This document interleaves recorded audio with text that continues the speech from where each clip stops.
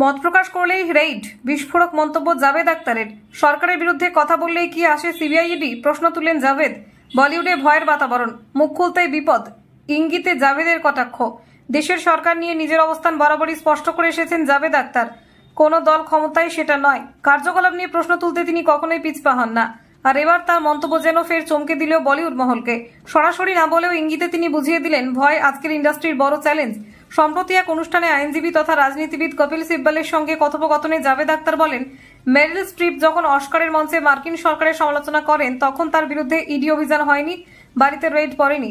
এরপরই তার প্রশ্ন, যদি মনে হয় মুখ খুললেই সিবিআই বা ইনকাম ট্যাক্স এসে পড়বে তাহলে সমালোচনা হবে কিভাবে? এই বক্তব্যে জাভেদ আখতার যেন নাম না করে কটাক্ষ করেন বলিউডের দুই ভাগে বিভক্ত তারকাদের।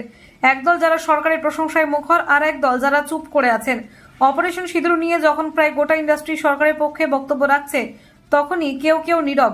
সেই নীরবতা নিয়ে প্রশ্ন তুলেছেন জাভেদ। আপনারা দেখছেন বলছে বাংলা।